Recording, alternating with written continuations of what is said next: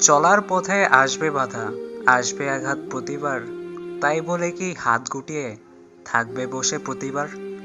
জীবনের পথ অনেক বড়, হাঁটতে হবে একাকী। চলার পথে হোঁচট না খেলে বাঁচার মর্ম বুঝবে কি? বুঝতে শেখো কে সময় নিয়ে তোমার সাথে কথা বলে, আর কে সময় পেলে তোমার সাথে কথা বলে।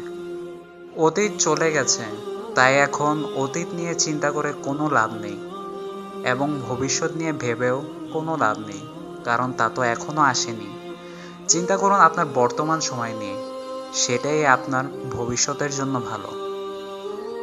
সময়ের মূল্য দাও, প্রতিটি মুহূর্তকে উপভোগ করো। আলস্য করো না, যে কাজগুলো আজকে করতে পারো তা কালকের জন্য কখনো ফেলে রেখো না। যে ব্যক্তি সময়কে ঠিকমতো ব্যবহার করতে পারে না, সেই ব্যক্তিরাই আসলে সময় নিয়ে অভিযোগ করে। আপনি জীবনে কতবার পরাজিত হয়েছেন তাতে কিছু যায় আসে না, কারণ আপনার একটি জয় সমস্ত হারের যোগ্য জবাব। জীবনের শেষ নিঃশ্বাস পর্যন্ত চেষ্টা করা উচিত। হয় তোমার লক্ষ্য অর্জিত হবে, বা না হয় তোমার অভিজ্ঞতা হবে। সৌন্দর্য দেখে আটকে পড়লে মানুষ তার প্রেমে পড়ে, আর মায়ায় আটকে পড়লে মানুষ তাকে ভালোবেসে ফেলে। ভালোবাসা কখনোই তার রূপ দেখে হয় না, ভালোবাসা হয় মানুষের মন থেকে, যা সবাই বুঝতে পারে না। এমন একটা মানুষ আমাদের জীবনে খুবই দরকার, যার কাঁধে মাথা রেখে আমরা আমাদের সারা জীবন কাটিয়ে দিতে পারবো। পৃথিবীতে তারাই সবচেয়ে বেশি কাঁদে যারা 10 জনকে না, একজনকে মন থেকে ভালোবাসে।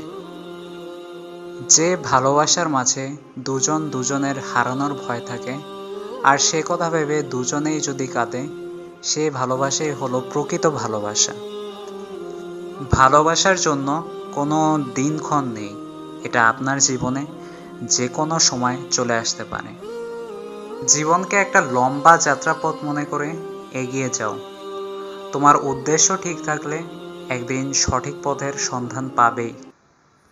সমালোচনা তারাই করে যাদের নিজের ভালো কাজ করার ক্ষমতা নেই, এবং অন্যের ভালো যারা কোনোদিন দেখতে পারে না। যদি কেউ তোমায় ছোট করতে চায়, ভেবে নিও তুমি তাদের চেয়ে অনেক উপরে আছো।